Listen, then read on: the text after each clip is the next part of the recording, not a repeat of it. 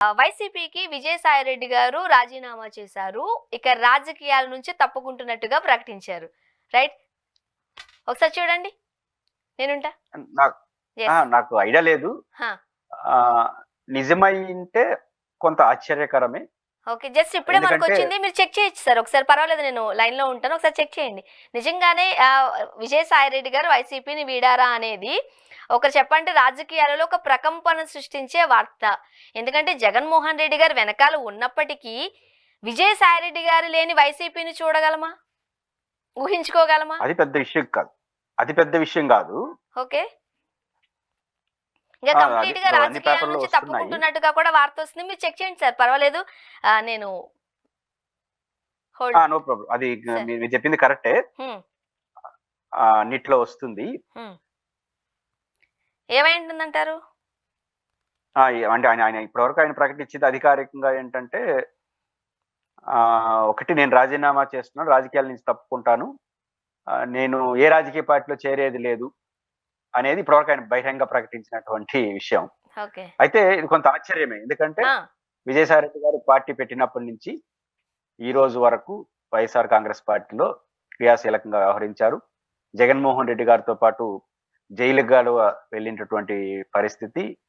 ఆయన ఏ2 గడ కేసుల్లో ఉన్నాడు. ఆ పార్టీకి పిల్లర్ ఉన్నాడు. పార్లమెంటరీ పార్టీ నాయకుడుగా కూడా ఆయన వ్యవహరించాడు. అయితే ఆయన ఏమంటారు, ప్రొఫెషనల్ పొలిటీషియన్ కాదు. ఆయన చార్టెడ్ అకౌంటెంట్, మంచి చార్టెడ్ అకౌంటెంట్, ఒక రకమైన బ్యూరోక్రాట్ యాటిట్యూడ్.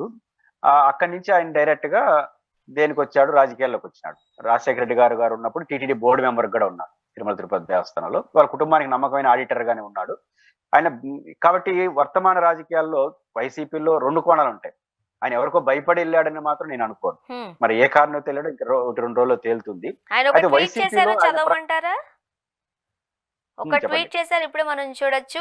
ఓకే, రాజకీయాల నుంచి తప్పుకుంటున్నాను, రాజ్యసభ సభ్యత్వానికి రేపు 25వ తారీఖున రాజీనామా చేస్తున్నాను. రాజ్యసభ సభ్యత్వాన్ని కూడా రాజీనామా చేస్తున్నారు. ఏ రాజకీయ పార్టీలోనూ చేరడం లేదు. వేరే పదవులో, ప్రయోజనాలు లేక డబ్బులో ఆశించి రాజీనామా చేయడం లేదు. ఇక ఈ నిర్ణయం పూర్తిగా నా వ్యక్తిగతం, ఎలాంటి ఒత్తిళ్లు లేవు, ఎవరూ ప్రభావితం చేయలేదు. 4 దశాబ్దాలుగా 3 తరాలుగా నన్ను నమ్మి ఆదరించిన వైఎస్ కుటుంబానికి రుణపడి ఉంటాను. 2 సార్లు రాజ్యసభ సభ్యుడిగా అవకాశం ఇచ్చిన జగన్ గారికి, నన్ను ఇంతటి ఉన్నత స్థాయికి తీసుకువెళ్లిన భారతమ్మ గారికి సదా కృతజ్ఞుడిని. ఇది ట్వీట్ యొక్క సారాంశం. సార్, ఇక్కడ మీరు ఇది చదవగానే నాకు వచ్చిన ఒక అతిపెద్ద డౌట్. సాధారణంగా ఫర్ ఎగ్జాంపుల్ ఇలాంటి పెద్ద పెద్ద డెసిషన్స్ తీసుకునేటప్పుడు పార్టీ కార్యకలాపాలకు సంబంధించి అటెండ్ కాకుండా ఉండడము, అక్కడ ఎక్కడో అడపాదడపకు చిన్న చిన్న మాట మాట్లాడము, ఎక్కడో ఒక చిన్న ఇండికేషన్ వస్తుంది. అసలు ఎవ్వరు ఊహించని వార్త ఇది. ఎక్స్పెక్ట్ కూడా చేయలేదు చాలా మంది. ఎక్స్పెక్ట్ చేయలేదు కానీ విజయసాయిరెడ్డి గారి యొక్క ప్రాధాన్యత గత కొంతకాలంగా పార్టీలో తగ్గుతుందనేది మాత్రం కనపడతా ఉంది. దానికి ప్రధాన కారణం ఏంటంటే, దాని కారణంగా ఆయన వెళ్ళిపోయాడని నేను అన్నాను. బట్ ఒక ప్రయారిటీ మాత్రం తగ్గింది. ఆయన ఇంతకాలం పాటు పార్లమెంటరీ పార్టీ నాయకుడుగా ఉన్నాడు. ఇప్పుడు ఆయన పార్లమెంటరీ పార్టీ నాయకుడు కాదు. ఆయన స్థానంలో సుబ్బారెడ్డి గారిని పార్లమెంటరీ పార్టీ నాయకుడు చేశారు. కాబట్టి ఆయన ప్రయారిటీ ఆడ తగ్గినట్టే కదా. అంటే ఇప్పుడు సుబ్బారెడ్డి గారు సీనియర్ పార్లమెంట్ మెంబర్ ఏం కాదు. లోక్సభలో ఒకసారి ఉన్నాడు కానీ ఈయన సీనియర్ ఆయన కన్నా. ఆయన సుబ్బారెడ్డి గారికి ఇచ్చారంటే ఆయన ప్రాధాన్యతలో కొంత తగ్గినట్టే కదా లెక్క. నెంబర్ 1. నెంబర్ 2, బయట వివాదాలు కొన్ని జరిగినాయి. ఇంకా చాలా మందిలో ఆయన కొంచెం అసంతృప్తిగా ఉన్నాడు అనే ప్రచారం కూడా జరిగింది. మూడో మాట ఏంటంటే, ఫస్ట్ ఆయన ఉత్తరాంధ్ర ఇన్ఛార్జిగా పెట్టలేదు. మీకు గుర్తుంటే ఉత్తరాంధ్ర ఇన్ఛార్జిగా పెట్టలేదు, ఫస్ట్ వేరే వాళ్ళని పెట్టారు. కానీ మళ్ళీ కొన్ని మార్పులు చేర్పులు చేసి ఆయన ఉత్తరాంధ్ర ఇన్ఛార్జి అన్నారు. అంటే విజయసాయిరెడ్డి గారి ప్రయారిటీలో తేడా వచ్చింది, ప్రయారిటీ తగ్గింది అనే మాట మాత్రం గత 5-6 నెలలుగా ఓడిపోయిన తర్వాత రెగ్యులర్ గా మనం వింటున్నటువంటి వార్తలు. ఇట్లాంటి నేపథ్యంలో విజయసాయిరెడ్డి గారు ఇంతకాలం పాటు ఒక వెలిగి ఒక స్థాయిలో ఉన్న వ్యక్తి సెకండ్ ప్రయారిటీ, థర్డ్ ప్రయారిటీకి వెళ్తే ఉండగలడా లేదా అనే మెసేజ్ కూడా ఒకటి ఉంది.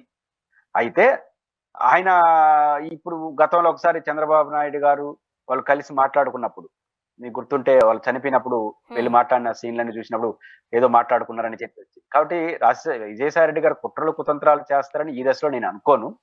బట్ విజయసాయిరెడ్డి గారు వెళ్ళిపోతారని అంచనాతో నేను లేను కానీ, బట్ ఆయన ప్రయారిటీ తగ్గుతా వచ్చిందనేది మాత్రం మనకు కనబడతా ఉంది. ఈ ఓడిపోయిన తర్వాత ఇన్ఛార్జ్ కేటాయించులో గాని, కోఆర్డినేషన్ కేటాయించులో గాని, పార్లమెంటరీ పార్టీ లీడర్‌ని చేయడంలో గాని, ఆయన ప్రయారిటీ కొంత తగ్గుతూ వస్తా ఉంది.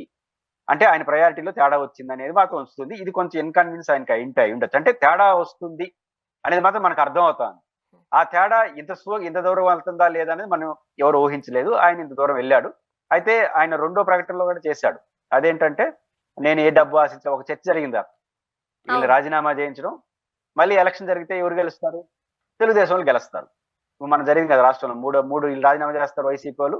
దాంట్లో ఇద్దరేమో మళ్ళీ సీటు తెచ్చుకున్నారు. ఒకటి మాత్రం కొత్త వాళ్ళు తెచ్చుకున్నారు. అంటే దీని అర్థం ఏంటి? ఇండైరెక్ట్ గా తెలుగుదేశం పార్టీలోకి ఉపయోగపడినట్టు అవుతుంది. దానికోసం నేను చేయలేదనేది ఆయన అర్థం చెప్పాడు. కానీ ఆయన ఎందుకోసం చేయని ఆ సీటు మాత్రం మళ్ళీ తెలుగుదేశంలో గెలుస్తారు. హ్మ్. ఇప్పుడు విజయసాయి రెడ్డి గారు ఏ రాజీనామా చేసినా మళ్ళీ ఎలక్షన్ జరిగితే ఎవరు గెలుస్తారు అక్కడ?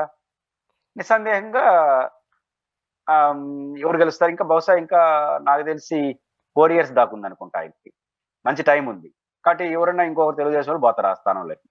కాబట్టి ఖచ్చితంగా ఆయన తెలుగుదేశంకి పోతాడని అనుకోను, ఇంకో పార్టీకి పోతాడని అనుకోను. ఆయన రాజీనామా వల్ల ఉపయోగపడేది మాత్రం ప్రైమరీగా తెలుగుదేశం పార్టీకి ఒక ఎంపీ సీటు పెరుగుతుంది.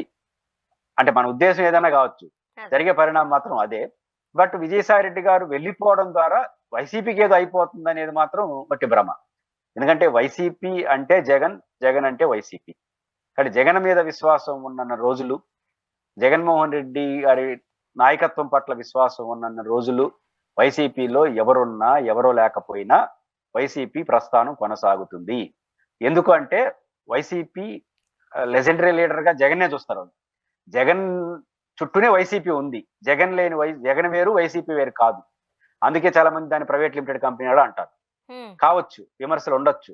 కానీ జగనే వైసీపీ, వైసీపీ జగన్. కాబట్టి జగన్మోహన్ రెడ్డి గారి మీద విశ్వాసం, జగన్మోహన్ రెడ్డి మీద నమ్మకం పార్టీకి కానీ ప్రజలకు కానీ కోల్పోయేంత వరకు జగన్మోహన్ రెడ్డి గారి నుంచి, ఆ పార్టీ నుంచి ఎవరు వెళ్ళిపోయినా తాత్కాలికంగా కొంత ఒడిదుడుకులు, కొంత ఇబ్బందులు వస్తాయే తప్ప ఉండవు. రెండోది విజయసాయి రెడ్డి గారు నమ్మకమైన జగన్ మనిషే గాని ఆయన ప్రజా నాయకుడైతే కాదు. కానీ విస్తృతమైన ప్రజలను ప్రభావితం చేసే నాయకుడు కూడా కాదు. కాబట్టి పురుషోత్తం రెడ్డి గారు, ఇప్పుడు విజయసాయి రెడ్డి గారికి సంబంధించి కొన్ని వ్యక్తిగత ఆరోపణలు వచ్చినప్పుడు కూడా ఒక రకంగా చెప్పాలంటే వైసీపీకి సంబంధించిన వాళ్ళు, వైసీపీ నేతలు విజయసాయి రెడ్డి గారికి చాలా సపోర్ట్ చేసినట్టుగా మనం చూస్తూనే ఉన్నాం. అంటే ఆయన కష్టంలో ఉన్నప్పుడు ఆయనకి వీళ్ళు అండగా ఉన్నారు. ప్రస్తుతానికి ఇప్పుడు ప్రజెంట్ సిచ్యువేషన్ వైసీపీది బాలేదు. ఓకే, మీకు వైసీపీ వల్లే గుర్తింపు వచ్చింది, పదవులు వచ్చాయి. ఓకే, విజయసాయి రెడ్డి గారు అనే పేరు గట్టిగా వినపడింది వైసీపీ ద్వారానే. బట్ ఇప్పుడు వైసీపీ కష్టాలలో ఉన్నప్పుడు, ఇబ్బందికరమైన పరిస్థితులు ఎదుర్కొంటున్నప్పుడు మిమ్మల్ని పార్టీని వదిలి వెళ్ళడం ఎంతవరకు కరెక్ట్ అంటారు? ఈ ప్రశ్న అయితే ఖచ్చితంగా ఎదుర్కోవాల్సి ఉంటుంది కదా. ఆయన రాజకీయంగా చివరిలో ఒక ఇంపార్టెంట్ విషయం చెప్పాడు. నా రాజకీయ జీవితానికి కారకులైనటువంటి వైఎస్ జగన్మోహన్ రెడ్డి గారికి, భారతమ్మకి సదా కృతజ్ఞతగా ఉంటాను అని చెప్పినాడు. ఆ ప్రకటన చేయకుండా ఉంటే విమర్శలు వస్తాయి. కష్టకాలంలో వెళ్ళిపోతావా, విమర్శలు చేస్తావు. ఆయన పార్టీ మీద ఇంతవరకు విమర్శలు చేయలేదు. కానీ ఆయన ఏ ఉద్దేశంతో రాజీనామా చేసినా ఆ సీటు ఇండైరెక్ట్ గా తెలుగుదేశం పార్టీ ఇంకొక రాజ్యసభ సభ్యుడు పెరగడానికి కారణం అవుతాడు. ఇది ఒక ఫ్యాక్ట్. ఆయన ఇష్టాలతో సంబంధం లేదు ఇక్కడ. కానీ ఆయన జగన్ కి, భారతికి సదా కృతజ్ఞతగా ఉంటాను అని చెప్పాడు. సో ఇంకా నెక్స్ట్ అంతకు మించి మాట్లాడినంటే ఆయన మీద విమర్శలు వచ్చేస్తాయి. అంత మించి మాట్లాడకుండా ఆయన పార్టీకి ఆయన కామ్ అయిపోయాడు అనుకోండి, ఆయన వ్యాపారాలు లేకపోతే ఆయన శేష జీవితం ఇట్లా ఉందాం, ప్రశాంతంగా ఉండిపోదాం అనుకుంటే ఆయన ఎవరేమన్నా. కానీ ఆయన విమర్శలు చేస్తే మాత్రం రివర్స్ విమర్శలు వస్తాయి. ఎందుకంటే విజయసాయి రెడ్డి గారు వైసీపీకి ఎంత కష్టపడ్డాడో అనేది 100% నిజం. హార్డ్ కోర్ గా ఉన్నాడు. ఓడిపోయినా గెలిచిన ఈ కష్టకాలం 14 నుంచి 19 కూడా కష్టకాలమే కదా. అన్నిటికన్నా 16 నెలలు జైల్లో ఉన్నాడు కదా జగన్ తో పాటు. కష్టాలకేమి విజయసాయి భయపడు, దానికి వెళ్ళిపోయినాడు అనరు.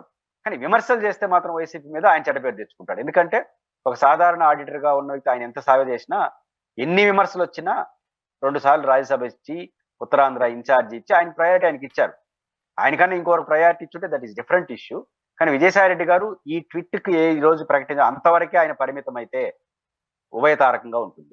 ఈ రోజు ట్విట్టర్ లో స్పందించాడు కదా, దానికే గాని 100% ఆయన కట్టుబడి ఉంటే, మిగిలిపోయిన జీవితం అట్లే కొనసాగిస్తే వైసీపీకి నష్టం లేదు, విజయసాయి రెడ్డి గారు చాలా గౌరవం ఉంటుంది, పైపెచ్చు సానుభూతిగా ఉంటుంది. పెద్ద ఆయన ఇన్ని రోజులు సేవ చేశాడు, గౌరవంగా ఉన్నాడు అని గౌరవం పెరుగుతుంది.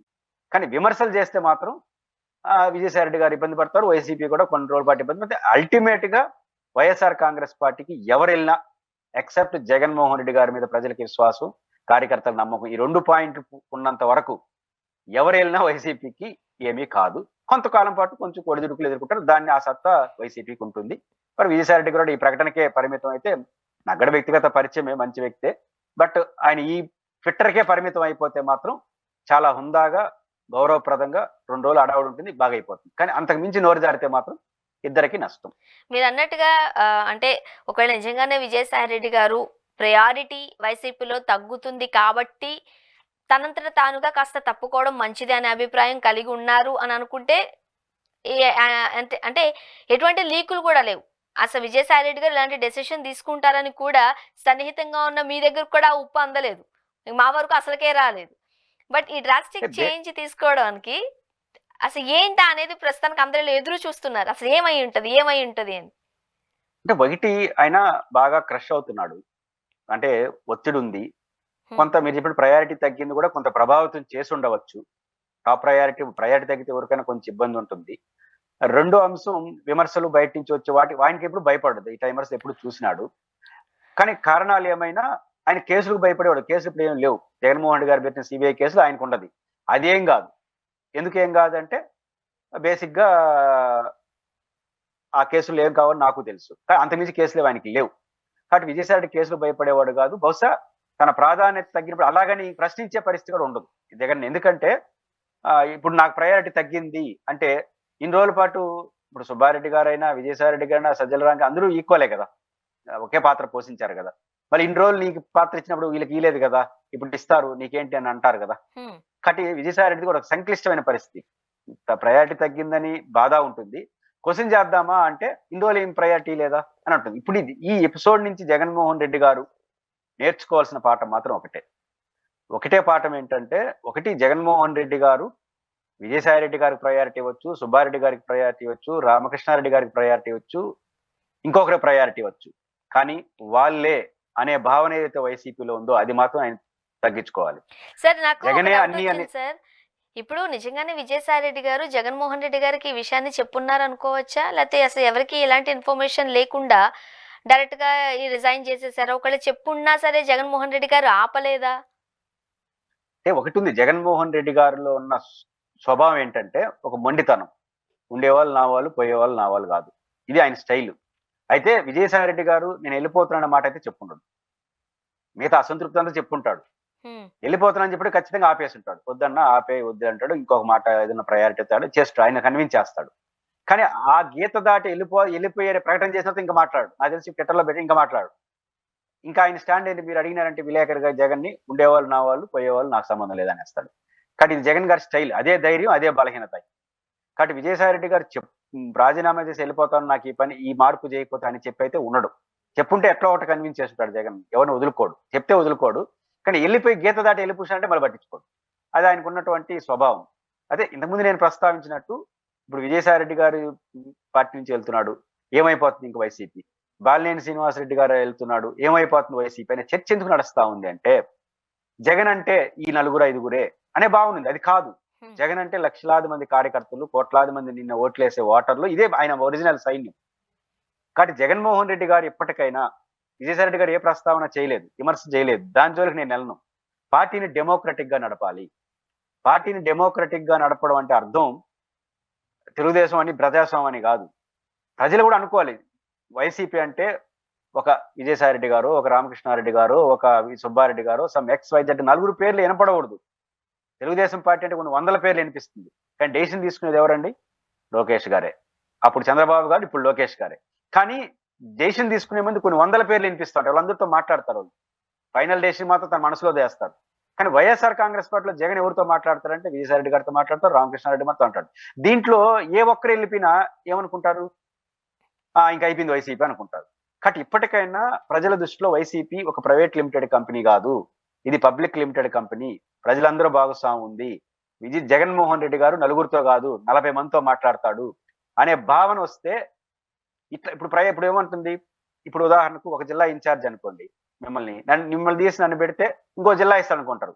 ఈయన ఏం చేశాడంటే 3-4 అప్పగిచ్చేసాడు రాష్ట్రం అంతా. అప్పుడు తెలుగుదేశం పార్టీ సామంతరాజులు అంటారు కదా, ఉత్తరాంధ్ర ఒకరికి, రాయలసీమ ఒకరికి, కోస్తా మామూలుగా సమరసింహారెడ్డిలో రాసిస్తా రాయలసీమ అని ఆ అమ్మాయి పాట పాడుతుంది బాలకృష్ణతో. ఆ రకంగా ఈయన ఒక్కొక్క ప్రాంతానికి ఒకటి రాయి ఇచ్చేస్తున్నాడు అని చెప్పి విమర్శలు వచ్చినాయి.